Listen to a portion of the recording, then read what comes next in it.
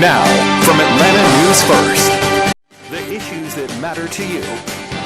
This is On the Record. The time for convening has arrived. The Senate will come to order. Mr. Clerk, will you ring the bell for the first time in 2026? The 2026 Georgia General Assembly is in full swing. Today is Wednesday, January 14th, 2026, and this is On the Record with Atlanta News First. I'm Tim Darnell, joined by my friend and colleague and the host of On the Record with Atlanta News First, airing every Sunday morning at 11 a.m., Rick Folbaum.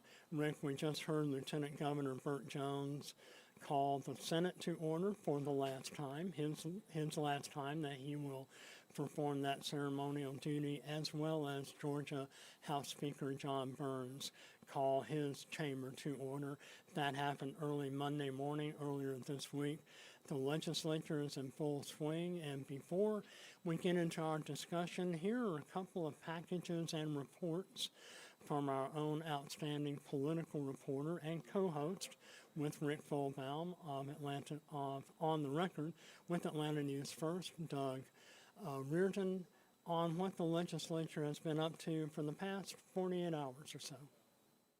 The time for convening has arrived. The Senate will come to order. Mr. Clerk, will you ring the bell for the first time in 2026? And with that, the 2026 Georgia General Assembly got underway Monday. Lines wrapped around the building to get inside, and lawmakers, both Democrat and Republican, seem to have just one thing on their mind. So affordability. But both chambers have very different visions for bringing economic relief. The Senate wants to phase out the state's income tax over the next 6 years. The House wants to drastically cut property taxes. It could stage a fight over which is more helpful and feasible. State Senator Blake Tillery led a study committee that recommended elimination of the income tax by 2032. This isn't a joke. It's not a gimmick. It's not $20 you find in the back pocket or in a seat cushion. This is real relief. But Democrats worry what the lost tax revenue could mean for the state's budget down the road. Taking into consideration the long term, not just acting to make sure that we have our best political issue for one's political career, but taking the long view on some of these issues. In this second year of the legislature's biennial, also expect bills regulating everything from data centers and AI to safe gun storage and cell phone bans in Georgia high schools. Lawmakers may also have to consider expanding the state's medical marijuana program, something activists at the Capitol Monday say they greatly want. Our access is limited, and it needs to be really overhauled, to be honest. Doug Reardon, Atlanta News First. On Tuesday, lawmakers, lobbyists, and faith leaders took part in the annual Georgia Faith and Freedom Coalition Luncheon. It's essentially a policy showcase for what the faith community wants to get done in the legislative session. The lineup of all conservative lawmakers featured the Lieutenant Governor, the Attorney General, Governor Brian Kemp, and former Georgia football coach Mark Richt. We stand for life. We stand for religious freedom. We stand for lower taxes. We stand for living in government.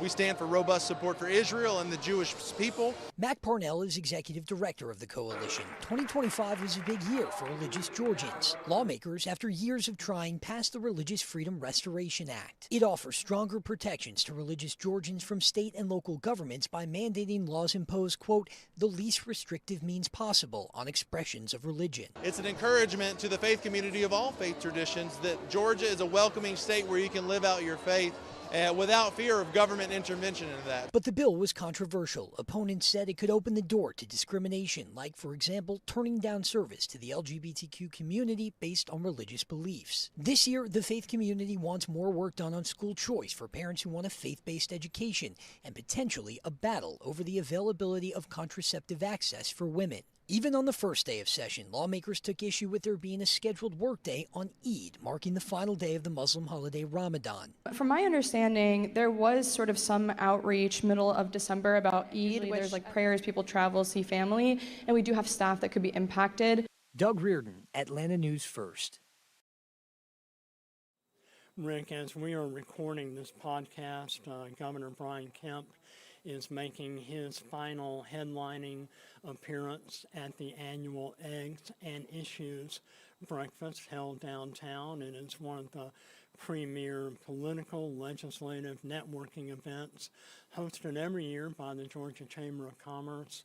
Typically happens on the third or fourth day of each legislative session. Tomorrow, January 15th, the outgoing Georgia governor will be making his final State of the State address as we head into a wide open 2026 election season. We have a number of open races: governor, lieutenant governor, secretary of state, attorney general. We're seeing a couple of challengers for insurance commissioner, as well as some other races. We are really kicking the electoral season in 2026 underway right now, with a lot more drama and action to come. You're absolutely right. And if you're a political news junkie, as we are, this is really as good as it gets.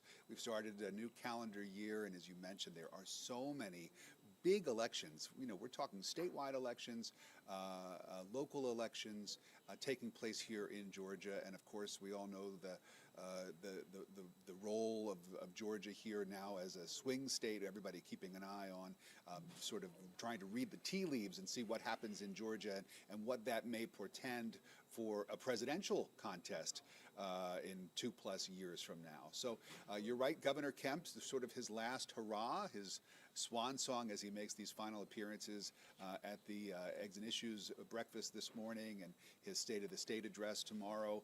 He will stand in front of state leaders and legislators, I think, and have quite a bit of accomplishments to run through as he talks about his, what will be his 8 years in office running the state as the chief executive here in Georgia. He will most likely leave the state with a budget surplus, which is something that any fiscal conservative will be proud about. So we'll be hearing a lot about that as well. And it'll be very interesting to see how he weighs in on some of the legislative priorities in this new legislative session. He will absolutely want to have a say over these things, as it will help to shape his legacy in a lot of ways, to see exactly how some of that surplus money is spent by lawmakers. Governor Kemp is sure to put his thumb on the scale in terms of getting things going in the direction that he would like to see it. Well, as a reminder, you can also watch and listen to Governor Kemp's final State of the State address. We will be streaming it on AtlantaNewsFirst.com and all of our streaming platforms, including on our Roku app and on our YouTube channel. And I was prepping a story that will house that stream tomorrow morning, looking back on Governor Kemp's 8 years as governor, looking back on some of the more notable achievements or milestones or what have you, depending on whether or not you're a Republican or a member of the loyal opposition. But I remember covering the gubernatorial race in 2018. It was a wide open race. Governor Nathan Deal had served his 2 terms. Brian Kemp, outgoing Secretary of State, running against Stacey Abrams, who was a Democrat, House Minority Leader, very effective lawmaker from DeKalb County. He won by a narrower than expected margin in 2018. That victory, that loss, regardless, it was a loss for Democrat Stacey Abrams, really propelled her for a brief period of time onto the national platform and the national stage. She gave the State of the Union rebuttal to President Donald Trump's State of the Union address in 2019.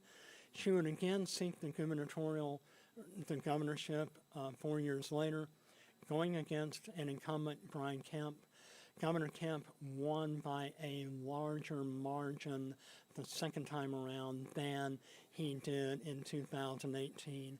Tell me if that really kind of solidified his stature in statewide and national politics. I think it did. I think he certainly gained a lot of attention nationally, both with his re-election campaign, but also I think in some of the legislative priorities that he has championed in his time as governor, really solidifying his conservative credentials, but at the same time showing a little bit of a streak for what some might consider to be more moderate positions. I'm thinking most notably about his support for raises for teachers here in the state of Georgia. Not typically a position that you hear from Republican candidates, from conservative Republican candidates, but one that Governor Kemp got behind, and something that I think he can add to his list of accomplishments, and again, something that I think helps to sort of frame him in a way that may make him a very palatable candidate on the national stage, should he decide to get into the Republican race for the White House as possibly someone to succeed President Trump when his term ends. So a very interesting candidate, somebody who I think would have broad national appeal. Of course, as we mentioned a minute ago, Georgia is very important to anyone who wants to win the presidency, and so having someone on the ticket from the state of Georgia could really be seen as a major plus for a political party. Now, of course, it all depends on which direction the Republican Party wants to go in. Does it want to continue along the MAGA route that President Trump has taken the party over the last many years, or does it want to go towards a more moderate, more traditional establishment type of direction for Republicans, something more along the lines of President Reagan, for example? And I think that that Governor Kemp, with his sort of homespun Southern twang, is someone who could very easily be very appealing to Republicans around the country as they begin to learn more about him. Speaking of his Southern twang that you mentioned, it reminds me of another former governor, Zell Miller, who famously took the stage of the Republican National Convention where he endorsed the Republican candidate who was running against John Kerry. Tell me who was it George W. Bush, I believe. Yeah. In 2004. In 2004, but Zell Miller had that very familiar Georgia accent, as does Governor Brian Kemp, and so many of us, like myself, who were born and raised here in the state of Georgia. We're also looking at the qualifying, which ends today at 11:30 a.m., qualifying to replace or to run for the Northwest Georgia 14th Congressional District. Congressional race coming up in March and possibly April and May, and who knows, a couple more months on down the road for Marjorie Taylor Greene's seat. As you know, she resigned. Her seat officially became vacant January 5th. The next day, on the 6th, Governor Kemp set a special election date of March 10th with a runoff of April 8th.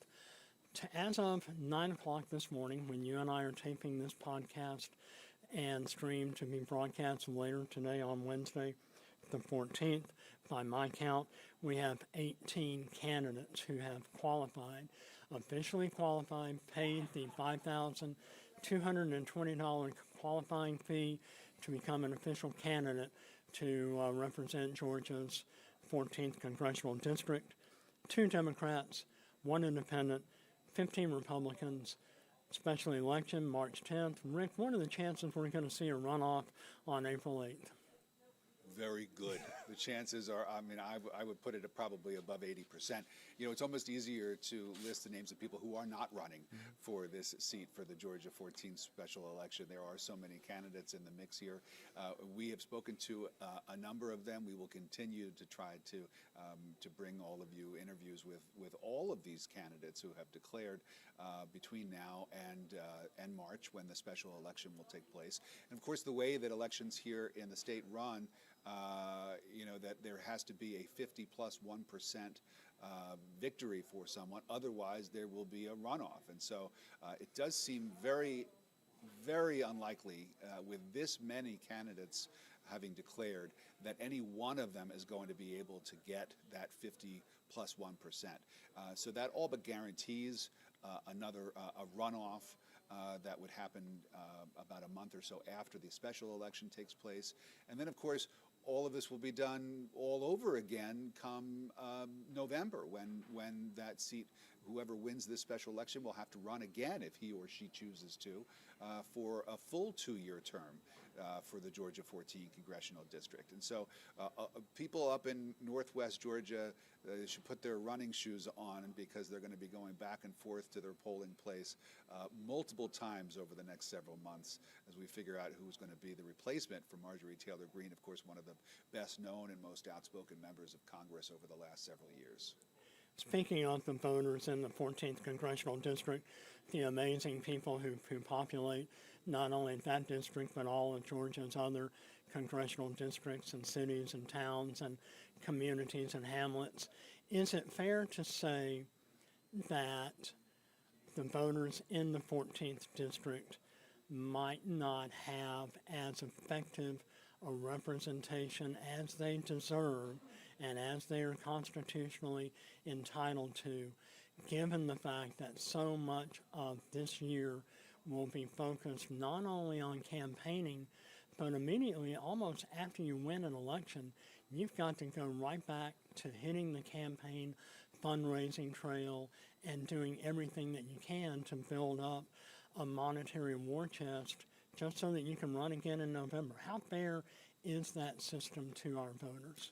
Well, fair or not, it is what it is. And so, I think that the people of Georgia 14 will make their voices heard in this special election. We certainly hope that they will. Yeah. And there will be a winner, whether it takes a runoff or not.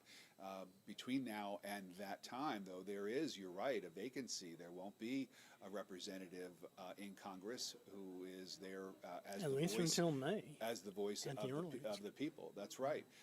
So there is a bit of a gap. It causes problems not just for the people in Georgia 14, but for the Republican Party as a whole in Congress, because the Republican majority is so slim.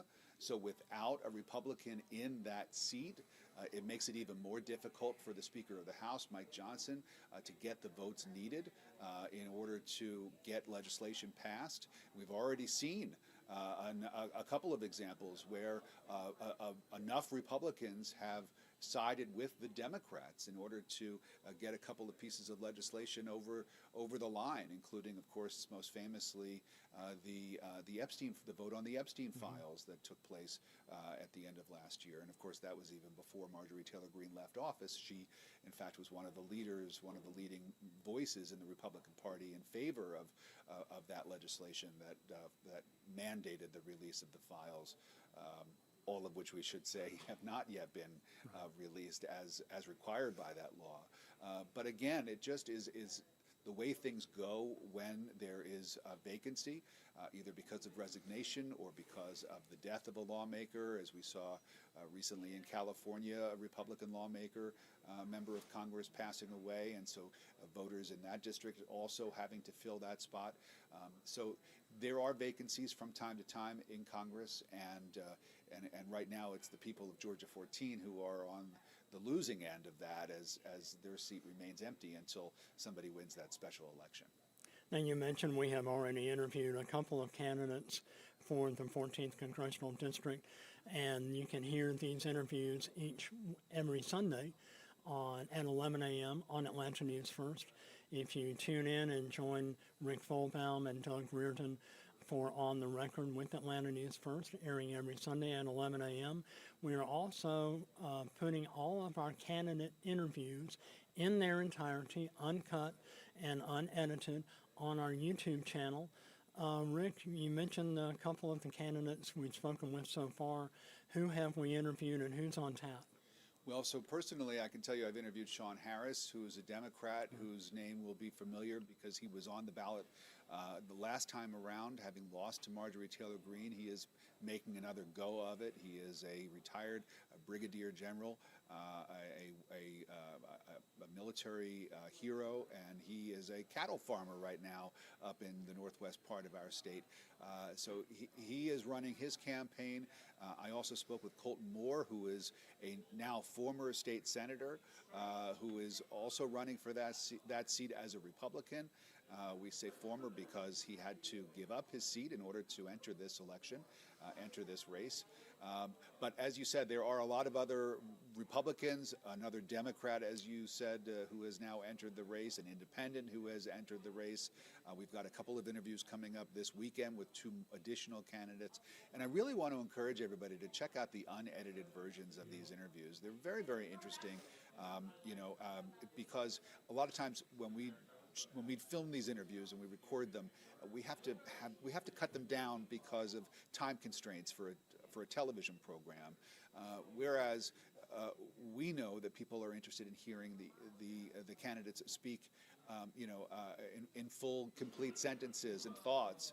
And I really think that by posting the unedited versions of these interviews, you really get a sense of who these people are, what they're about, how they react and respond to questions from members of the media. And it really is a very good, I think, very representative of who these candidates are and the image that they want to project. So I would encourage people to watch our program on the record, of course, for the edited versions, but also take the time, if you are a voter in Georgia 14, or if you're just interested in learning more about these particular candidates, and find the unedited versions of the interviews. I think that you'll find them very, very informative.